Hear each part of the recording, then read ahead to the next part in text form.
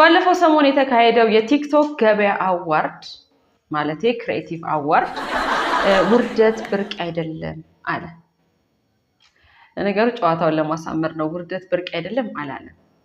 ነገር ግን ሽልማቱ ብዙ ክስተቶች የታዩበትና የተከተሉት ሆኖ አልፏል።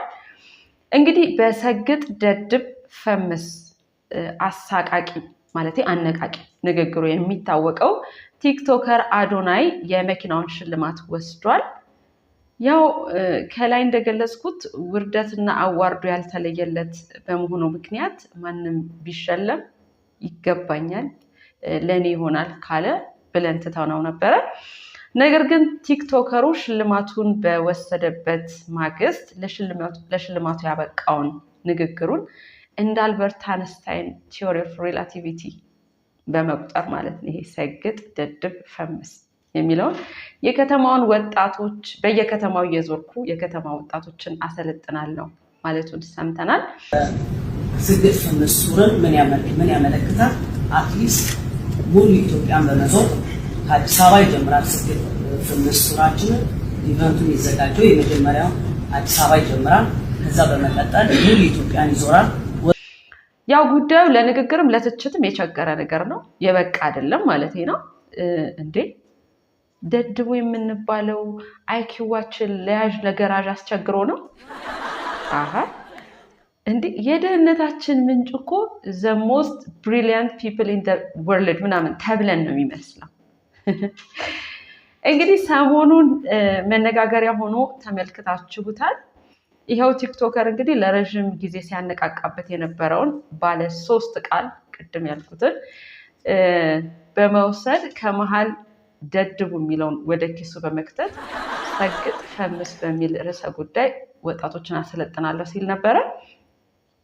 ያው በእርግጥ ብዙ ሰዎች ኪስ የከተትከውን ደድብም አውጥተህ ካላሰለጠንከን ብለው ከፍተኛ እንቅስቃሴ ጀምረው ነበረ። እኔ የምለው ግን ድሮ እኔ ሳውቅ ካድሬ ያለው መንግስት ብቻ ነበረ። ዘንድሮ አስተውላችኋል? ሰዎች ግለሰቦች ራሳቸው እኮ ካድሬዎች አሏቸው። እንዴ የሆነ ነገር ሲናገሩ ከስር እየመጡ እንዲህ ለማለት ፈልጎ ነው እንዲህ ለማለት እኮ ነው እያሉ የሚያብራሩ ማለት ነው።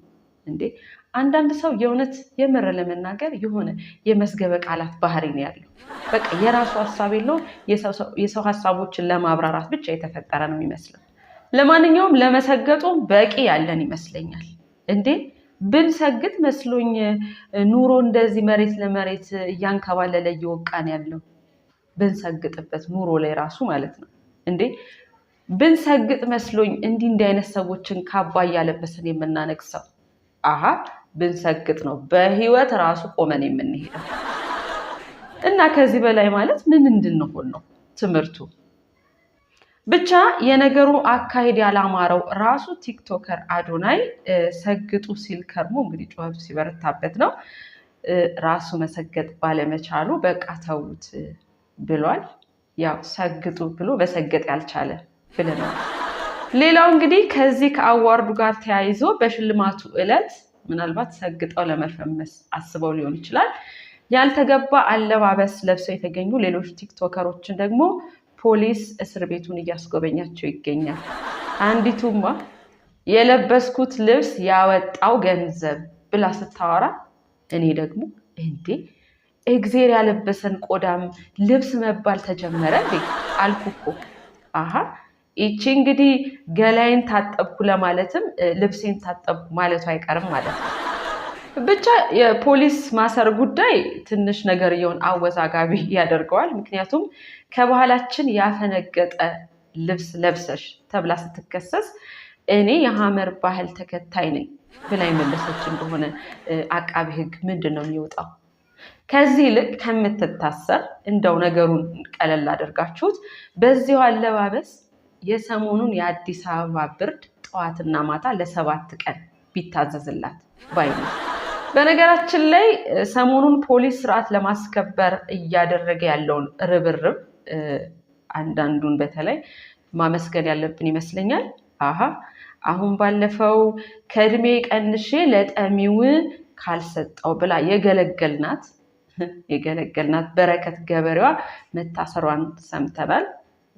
በህገወጥ ምናምን ጉዳዮች በተያያዘ ማለት ነው። እኔ ግን ያው በዛው ቃል የገባሽውን እድሜም አሁኑ አስገቢ ብትባል የሚል ሀሳብ ለመስመር ያህል ነው።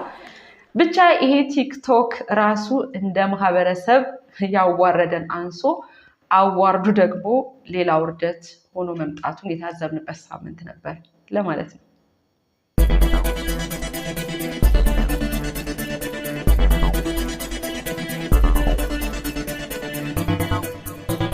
የአዲስ አበባ ገቢዎች ሰራተኞች ካሜራ አቅፈው ሊዞሩ ነው። ያው ለቅኝት ሲወጡ ካሜራ ያለበት ጃኬት ሊያለብሷቸው ነው ለማለት ፈልጌ ነው። ለምን ማለት ያዋቂ ነው። መስሪያ ቤታቸው ስለማያምናቸው። ጃኬቱን ለብሶ መንቀሳቀስ ግን የሆነ ለሌላ ትርጉም አያጋልጥም። ማለቴ እየሰረኩ ስላስቸገርኩ መስሪያ ቤቱ እየተቆጣጠረኝ ነው የሚል መልእክት እኮ አለው እንዴ። ያው በደንብ ካነበብነው እንደዚህ ነው። ሳስበው እዚህ ምስሉ ላይ የሚታዩ ሰዎችም ይሄንን መልእክት አስበው ይመስለኛል እንደዚህ ደስተኛ ያልሆኑት። እንግዲህ ሌላ መፍትሄማ ጠፋ እንዴ። እስከዛሬ በነጋዴዎች እና በገቢዎች ሰራተኞች መካከል የተደረጉ ድርድሮችን የተመለከተ ቪዲዮ እግዜር ከክምችት ክፍሉ ቢልክልን 5 ከግማሽ ኦስካር የሚያሸልም ፊልም ይወጣው ነበር። እንዴ ነገርየው ሁሉ በድርድር ነው አሉ የሚያልቀው። በጠረጴዛ ዙሪያ የምትባለውን ጽንሰ ሀሳብ እነሱ ናቸው በአግባቡ የተጠቀሟት። አጀማመራቸው ሁሉ ጊዜ እንደዚህ ነው አሉ። ይሄን ያህል መጥቶብሃል፣ የመጣብህን ግን እኔ በዚህን ያህል ልመልስልህ እችላለሁ አይነት ነገር ማለት ነው። ያው ነጋዴው የተቆለለበትን የሚያነሱበት የአካፋ ዋጋ ተሳስቦ ይከፍላል ማለት ነው። እንዲህ ነው ተቻችለው የሚኖሩት። ያው እንግዲህ ኑሯችን የአይጥና ድመትም አይደል። መንግስት ካሜራ ሲያመጣ እነሱ ደግሞ ኤዲት ማድረጋቸው ይቀራል። ለመተጋገዝ ማለት ነው። ልክ እኮ ነው። ኦዲት ሲደረጉ ኤዲት ያደርጉታል። እናማ የገቢዎች ሰራተኞች አሁን ደግሞ በራሳቸው አነሳሽነት የምር የምልክት ቋንቋ መማራቸው አይቀርም። ጌታዬ ሰው ገቢዎች ተመደብኩ ብሎ እኮ ነው ድግስ ደግሶ ግብር የሚያበላው። ማለቴ ታዲያ መቼም ግብር ደግሶ የሚያበላው ግብር ሰበስባለሁ ለመንግስት ብሎ ሊሆን አይችልም። እናማ ያው በድግስ ምናምን ያወጣውን ወጪ መስሪያ ቤቱ ሊመልስለት ይችላል? አይችልም። ስለዚህ ያንን የሚመልስበት መንገድ መፈለጉ አይቀርም ለማለት ያህል ነው። በነገራችን ላይ መንግስት ግብር የሚከፍሉ ዜጎችን ለማበረታታት ብርቱ ጥረት እያደረገ ነው። የዲፕሎማት ፓስፖርት እስከ መስጠትም ጭምር ማለት ነው። እኔ የምለው ይሄ ነገር ሌላ ጣጣ ያመጣብንም? ማለቴ 100 ጎበዝ ግብር ከፋዮች ቢኖሩን ለመቶዎቹ ልንሰጥ ነው። ከዛ ደግሞ ታየኝ እኮ ግር ብለው ሲሄዱ ማለት ነው የሆነ ሀገር ኤርፖርት ሲደርሱ ዲፕሎማቶች ነን ሲሉ ዲፕሎማት ናችሁ ወይስ ለሰላማዊ ሰልፍ ነው የመጣችሁት መባላቸው አይቀርም እንዴ። የእውነተኛ ዲፕሎማቶችንም ክብር እኮ ዝቅ ማድረግ ነው። አቆማቸው ከዛች እንደፈለገች ምጅረት አርጋ ፓስፖርት ከምትሰጠው ሀገር ነው የመጣችሁት መባላቸው ይቀራል። ያው ማበረታታቱ መልካም ሆኖ ሳለ ለቀሪዎቹ ደግሞ መንግስት ሌሎች አይነት የማበረታቻ መንገዶች እንደሚከተል ተስፋ እናደርጋለን። በቃ ግን ይቺ ሀገር ማለት ከዚህ ሀገር መሄድ በመንግስት ደረጃ ሁሉ ሽልማት ሆነ አይደል? መቼም የሌላ ሀገር ከፍተኛ ግብር ከፋይ መንግስቱ የራሱ ሀገር መንግስትን ባይለው የሄደበት ሀገር መንግስት ቀይ ምንጣፍ አንጥፎ ነው የሚቀበለው እንኳን ደህና መጣችሁልኝ ብሎ። ያው ለኛ ግን ሽልማት ነው ሌላ ሀገር መሄድ።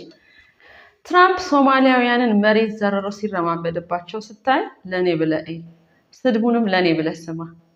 የዲፕሎማቲክ ፓስፖርትን ቢኖርህ ለማለት ነው። ብቻ የካሜራው ጉዳይ ገቢዎች ሚኒስቴር ገቢውን ለማሳደግ ቆርጦ መነሳቱን የሚያመለክት ሲሆን ሰራተኞቹም የፈጠራ ችሎታቸውን ለማሳደግ ቆርጠው እንደሚነሱ እናስባለን ለማለት ነው። ማስታወሻ ባለፈው እንግዲህ የትራፊክ ፖሊሶችን ኪስ የሌለው ዩኒፎርም እናለብሳለን ምናምን ብላችሁ ነበረ። ይህን ሀሳብ የታደረሳችሁት ያው እኔ ተናግሬያለሁ። ሱሪያቸው ኪስ ባይኖረው ራሱ ግልገል ሱሪያቸው ላይ ኪስ መስፋታቸው እንደማይቀር ለማለት ነው።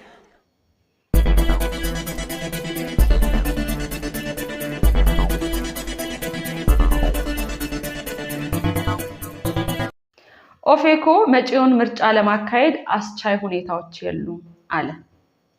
ይኸው ተጀመረ። የእናቴ መቀነት አደናቀፈኝ።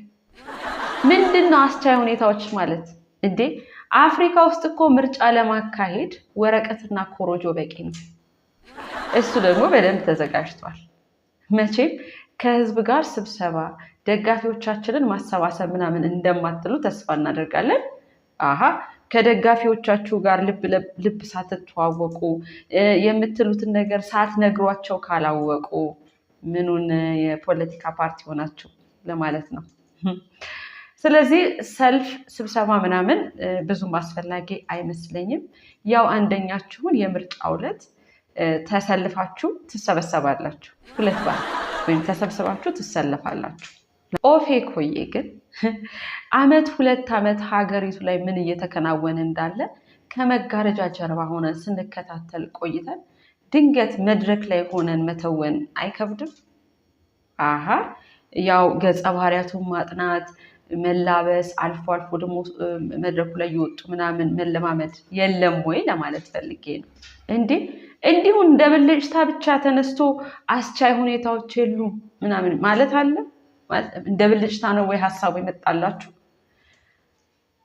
ማለት እንኳን ስለ ሀገሪቱ መጻኢ እድል ቀርቶ ስለ ዕቁባችን መጻኢ እድል ራሱ አዳራሽ ተከልክለን በየመንገዱ እንደምንሰበሰብ አታውቁም? ያው ደግሞ መንግስት ከለከለ ምናምን አላልኩም። የተከለከልነው አዳራሽ ነው ብያለሁ። የሚከለከሉት አዳራሽ የሚያከራዩት ናቸው። ለምን? ገንዘቡን አይፈልጉትም። ከፖለቲካ ፓርቲ የመጣ ገንዘብ ግፍ ይሆንብናል ብለው መሰለኝ። እንግዲህ ኢፍትሐዊነትን የምንታገለው ለራሳችን ነው ስንል ከረምን እኮ። ዓለም መቼም ሽክርክሪት ናት። የሆነ ሰው ጋር የደረሰው ነገር ዞሮ እኛ ጋር መምጣቱ አይቀርም። ያው የታወቀ ነው እንዴ።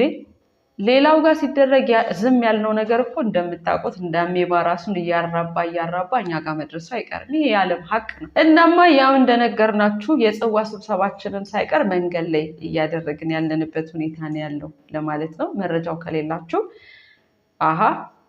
ለሰርግ ራሱ የምንከራየው እኮ የሙሽሮቹን መታወቂያ ሲዘን ነው። ከዛ ያው የሰርግ ስነስርዓቱ ላይ ምናልባት ደግሞ እግዚአብሔር ያጣመረውን ማንም አይለየው የሚል ቄስ ከተገኘ ጭራሽ መፈክር ታሰማላችሁ ተብሎ የሚቀጥለው ለመልስ የሚያከራየን አይኖርም። እናማ ኦፌኮን ለመምከር ያህል ደጋፊዎቻችሁን ለማግኘት ብቸኛው መንገድ በዚህ ዘመን ደብዳቤ መጻጻፍ ነው። ይህ በእንዲህ እንዳለ እንግዲህ ኢህአፓ የተባለ ፓርቲም ሰሞኑን ቀብድ የከፈለበትን አዳራሽ አናከራይም በማለት ቀብዱ እንደተመለሰለት ተናግሯል። ያው እኛ ግን ቀብዱን ራሱ የመለስነው የፖለቲካ ምህዳሩን ለማስፋት ካለን ቁርጠኝነት ነው ለማለት እንወዳለን። መቼም መንግስት በቀደም ያለውን ሰምታችኋል። ምርጫው የማይደረግበት ምንም ምክንያት የለም ብሎ አስምሮ ተናግሯል። ያው ምናልባት እንግዲህ ስብሰባው ምናምን ከተከለከላችሁ ልንመርጣችሁ የታሰበው በመልካችሁ ሊሆን ይችላል። እንዲህ ከሆነ ግን በእውነቱ በጣም ቀላል ነው የሚሆንልን። ያው ከዚህ በፊት ጥቁርም አይተናል፣ ቀላ ያለም አይተናል፣ ቀይዳማም አይተናል፣ ራሰ በራም አይተናል፣ መልከ መልካምም አይተናል፣ መልከ ጥፉም አይተናል። አሁን የሚቀረን እንግዲህ የሆነ አጠር ብሎ ወፈር ያለ እንደገና ቀላ ብሎ እንደገና ጠቆር ያለ ቢወፍርም ቢቀጥንም ምናምን ችግር የለብንም፣ ግን ቀጭን መሆን አለበት። እንዲህ አይነት ሰው ደግሞ መርጠን እናየዋለን ብዬ ነው። ስለዚህ ምንም አይነት ህዝባዊ ስብሰባ አያስፈልግም እንዲህ ለመምረጥ ብዬ ነው። ያው የምርጫው ዕለት የክት ልብሳችሁን ተኩሳችሁ ለብሳችሁ በቃ መደርደር ነው። ያው ከመሀል እንመርጣለን። ለማንኛውም ኦፌኮ ችግሩ ህፃን እያለ እንዲህ አስቻይ ሁኔታ የለም ብንል ይሻላል ነበር እንጂ አሁንማ ችግሩ ጎርምሶ ከቤት ሊወጣ እኮ ነው ለማለት ነው። ቁም ነገር ባዘሉ የምር በሆኑ ዜናዎች አብረን ፈገግ ስንል የቆየ ነው። አደይ መልቲ ሚዲያ ዜና በፈገግታ ላይ ነው። ሁሌም እንደምንለው ፈገግታችንን አይንሳን።